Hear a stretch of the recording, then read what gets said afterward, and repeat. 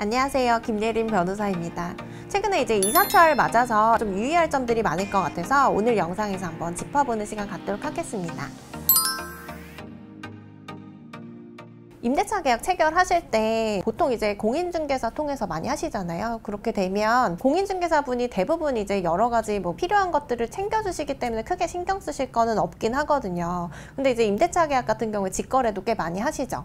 그래서 이런 경우에는 사실 가장 첫 번째로 이제 확인하셔야 될 거는 부동산 등기부를 떼셔가지고 거기 소유자가 누구로 되어 있는지 보셔야 되고, 그리고 계약서상에 그 소유자와 임대인이 일치하는지, 그리고 실제로 계약 체결하러 나오신 분이 그 임대인 분이 맞는지를 확인을 하셔야 돼요. 그래서 간혹 이제 대리인이 만약에 나오신다 이런 경우에는 위임장이나 이런 것들을 확인하시고, 그리고 임대인이랑 직접 통화 정도는 한번 해보시는 게 좋겠죠. 그리고 여기다가 이제 더해서 부동산 등기부에는 근저당권 설정이나 이런 것들이 있거든요. 근데 이제 최근에 깡통전세 논란이 많잖아요. 이 깡통전세는 보통 어떻게 보냐면 그 집의 시세의 한 70% 정도가 근저당이 잡혀있다, 채무가 잡혀있다 이런 경우에는 깡통전세로 보는 경우가 많거든요. 그러니까 나중에 이제 최악의 상황에는 내가 임대차 보증금을 임대인한테 돌려받을 수가 없을 수도 있다는 거죠. 그래서 이런 부분들을 좀 꼼꼼하게 확인하신 후에 계약 체결하시는 게 좋을 것 같아요. 그리고 이제 임차인분들이 하나 챙기셔야 되는 게, 임대차 보증금을 나중에 안정적으로 돌려받으시려면 대항력이라는 걸 갖춰야 되거든요. 근데 이 대항력은 어떻게 갖출 수가 있냐면, 이제 전입신고를 하시고 확정일자를 받으면 그 다음날 이제 대항력이 생긴다고 보시면 돼요. 그래서 이 대항력이라는 거는 뭐냐면, 내가 나중에 만약에 임대차 보증금을 돌려받지 못하는 상황이 된다.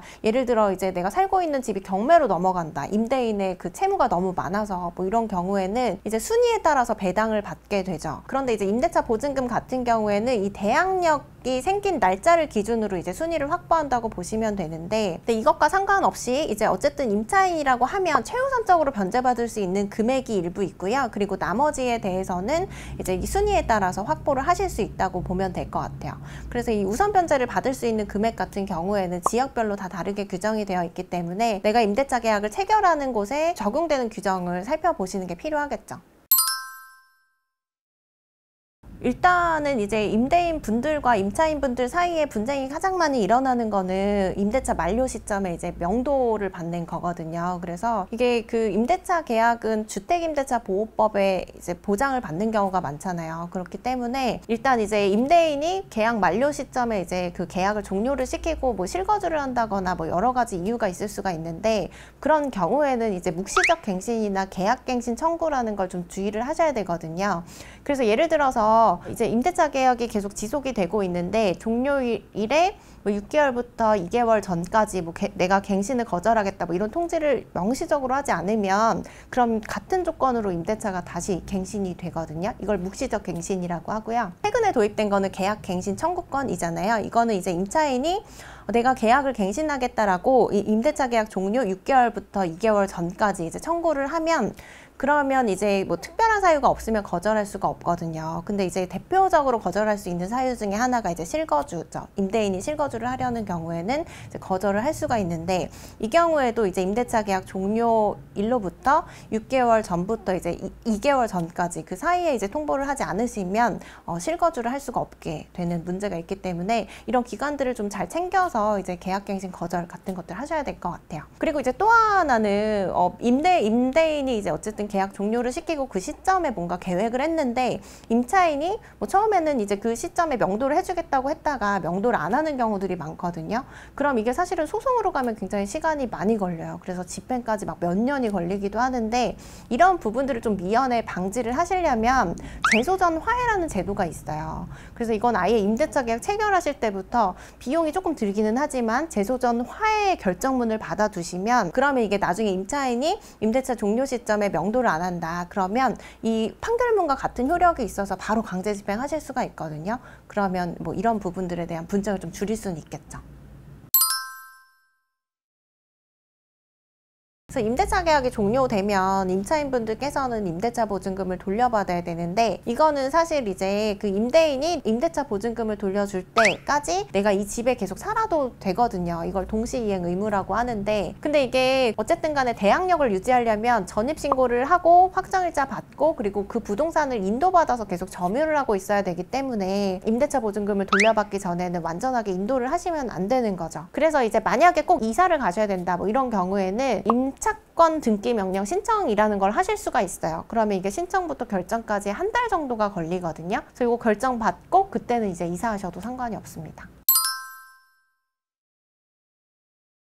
전세 사기 유형은 약간 유형화가 되어 있는 것 같기는 해요. 그래서 기본적으로 깡통 전세 관련된 게 많죠. 그래서 이거는 전세 사기라고 엄밀히 뭐 표현하기는 좀 어렵기는 하지만 어쨌든 내가 임대차 보증금을 못 돌려받는 경우를 말하는 거거든요. 그래서 이게 아까 말씀드린 것처럼 등기부 등본상에 이제 근저당 채무나 이런 것들을 좀 보시고, 특히 이제 빌라 전세 들어가실 때 뭐 이런 경우는 주변 시세를 명확하게 알기가 어렵잖아요. 그래서 뭐 이런 부분들을 좀 고려를 하셔가지고 이제 근저당이 좀 많이 과도하게 있거나 내 임대차 보증금이 거의 매매가에 육박한다 뭐 이런 경우에는 좀 주의를 하셔야 되는 거죠. 그리고 이제 최근에 많이 문제가 됐던 거는 이제 임대인을 사칭해서 이제 계약을 체결하는 경우들이 종종 있어요. 그래서 실제 보니까 임대인이 아니었던 거죠. 임대차 계약을 체결하고 나니까. 그런데 이제 한 사례는 공인중개사가 이제 중간에서 중개를 하는 것처럼 해서 계약을 체결했는데, 알고 보니까 이게 임대인한테는 월세로 계약한다고 하고 임차인한테는 전세로 계약하는 것처럼 해서 전세 보증금을 받아서 이제 임대차 보증금 일부만 주고 거기서 이제 그 나머지 금액을 좀 착복한 그런 사례들도 있었어요. 그래서 이제 임대인에게 본인에게 뭔가 임대차 계약 관련해서 확인하는 절차를 뭐 어떻게든 좀 거치시는 게 좋겠다라는 거고, 그리고 이제 가장 또 많이 당하시는 것 중에 하나가 신탁된 부동산 관련된 거예요. 그래서 이게 부동산 등기부 등본을 떼보시면 뭐 근저당이나 이런 거는 비교적 명확하게 찾아보실 수가 있는데, 신탁이 된 경우에는 이게 어떻게 채권 채무 관계가 발생해 있는지 쉽게 알 수가 없거든요. 그래서 신탁 원부까지 떼어 보셔야 되는데, 이거는 사실 인터넷 발급이 좀 어렵고 등기소까지 또 가셔야 되니까 좀 발급 받기가 어려우시죠. 또 거기다가 보셔도 잘 모르게 내용이 굉장히 복잡하게 되어 있기 때문에 이제 이 부분 관련해서 계약을 하실 때 신탁된 부동산이다 뭐 이런 경우에는 특별히 좀 주의하셔서 계약을 하셔야겠죠.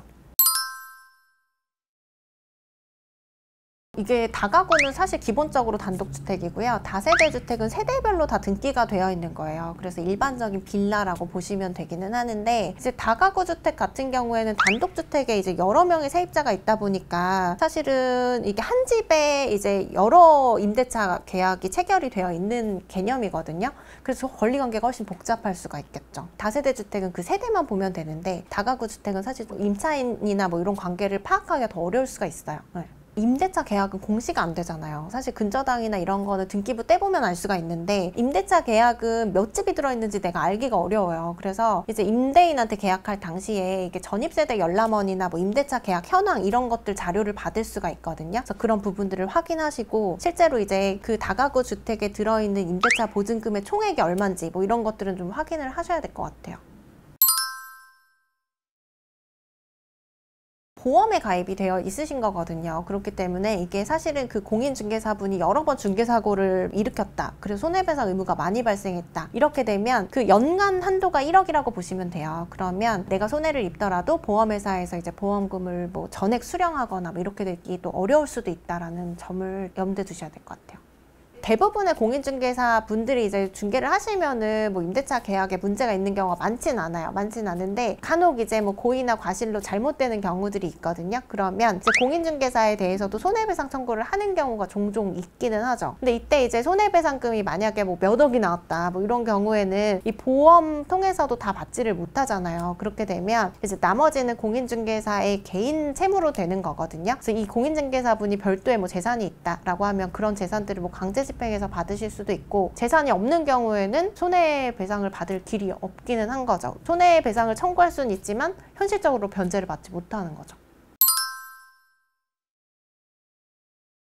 근데 이제 뭐 보통 뭐 전세 다음 세입자가 들어오면 그 임대차 보증금으로 빼주는 경우가 많은데, 이게 뭐 그 시장이 좀 거래가 잘 안 된다 뭐 이런 경우에는 사실 새로운 세입자를 구할 때까지 임대인이 목돈을 마련하지 못하는 경우들이 많이 있어요. 그래서 이제 임대차 보증금을 받지를 못하면 임차인 입장에서는 뭐 이사 계획이나 이런 것들이 다 이제 무너질 수가 있잖아요. 그래서 뭐 이 경우에는 뭐 정 안 주면 결국에 어쩔 수 없이 소송을 해야 되거든요. 근데 이제 소송하게 되면 굉장히 시간이 오래 걸리게 되죠. 그래서 웬만하면 이제 새로운 세입자를 구하는데 협조를 많이 하셔가지고 빨리 이제 새로운 세입자 구해서 변제받고 나가시는 게 가장 좋고, 만약에 그게 안 된다라고 하면 이제 임대차 계약이 종료되기 몇 개월 전부터 이제 수시로 좀 확인을 하셔서 좀 문제가 있을 것 같다라고 하면 소송이 보통 6개월에서 1년 걸리는 걸 감안하셔가지고 빨리 진행하시는 게 나을 것 같습니다. 세입자가 꼭 집을 보여줘야 될 의무 같은 게 있는 건 아니에요. 근데 이제 다만 새로운 세입자가 들어와야 내가 보증금을 받을 수 있는 상황이다, 이런 경우엔 협조할 필요가 있는 거죠. 근데 반드시 의무가 있지는 않아요. 많이 또 이제 분쟁이 있는 것 중에 하나가 중개수수료 부담이에요. 그래서 이게 계약 종료되고 임차인이 나가는 경우에는 상관이 없는데, 이제 중간에 중도해지가 된다 이런 경우에는 보통 이제 계약서에 특약을 넣으시기는 하죠. 그래서 특약에 중도해지가 되면 임차인이 중개수수료를 부담한다라고 돼 있는데, 종종 이제 넣지 않으시면 그 임차인이 굳이 부담해야 될 의무가 발생하지가 않거든요. 그래서 이런 부분들 분쟁을 좀 줄이시기 위해서 뭐 중개수수료라던가 아니면 별도 뭐 비용이 들어가는 부분, 이런 것들은 이제 명확하게 좀 특이하게 명시를 해두시는 게 좋을 것 같아요. 전월세 신고제는 사실 이제 전월세 계약 체결하실 때 계약 체결일로부터 30일 이내에 신고를 해야 되는 제도를 말해요. 그런데 이게 전월세 신고제 대상이 어떻게 되냐면, 이제 모든 전월세 계약은 아니고요. 이게 일정한 이제 보증금이 6천만 원을 초과하거나 아니면 월차임이 30만 원이 넘는 경우에는 이제 의무적으로 신고를 하셔야 되는 거고, 이게 지역별로도 좀 달라질 수는 있거든요. 그래서 수도권 전역이나 뭐 광역시, 그리고 뭐 세종시, 그리고 그 일반 도의 뭐 시지역까지는 이제 신고를 한다고 보시면 되고요. 그 이하 지역에서는 사실 소액 임대차가 많기 때문에 신고 의무를 이제 부과를 하고 있지 않습니다. 이게 미신고나 허위신고를 할 경우에는 과태료 부과 규정이 있어요. 그래서 이제 이거는 행정청의 재량에 따라서 뭐 4만 원부터 100만 원까지 이제 부과를 할 수가 있도록 되어 있는데, 이게 뭐 신고를 오랫동안 뭐 해태를 했다거나 뭐 이런 경우에는 최대 100만 원까지 이제 부과가 될 수가 있는 거죠. 이게 전월세 신고제는 사실 작년 이제 21년 6월부터 시행이 된 제도예요. 당시에 이제 이 전월세 신고제가 새롭게 도입이 되면서 이거를 이제 누락을 하시는 분들이 많을 수밖에 없기 때문에 계도 기간을 줬어요. 1년 동안. 그래서 이제 올해 5월 31일까지는 계도 기간이고요. 그래서 작년에 21년 6월 1일 이후에 뭐 임대차 계약을 새롭게 체결하시거나 뭐 갱신을 하셨다, 이런 경우에는 다 신고 대상이 되시는 거죠. 전월세 신고제는 이제 작년 2021년 6월 1일부터 이제 시행이 된 건데, 그 이후에 이제 임대차 계약을 체결을 하신다 뭐 이런 경우에는 임차인과 임대인이 같이 이제 전월세 계약에 관련된 신고를 하셔야 되거든요. 이게 임대인만 의무가 부과가 되는 게 아니라 임대인과 임차인이 함께 하셔야 돼요. 근데 이제 임대인 분이 뭐 임대차 계약서나 뭐 이런 것들을 가지고 가시면 그냥 일방적으로 혼자 신고하실 수도 있거든요. 그래서 보통 이런 형태로 많이 이루어질 것 같기는 한데, 어쨌거나 이제 전월세 신고 의무가 부과되는 건 임대인과 임차인 둘 다이기 때문에 뭐 이 부분에 대해서는 좀 주의하셔가지고 신고를 반드시 하셔야 될 것 같아요. 지금까지 법무법인 덕수 김예린 변호사였습니다. 감사합니다.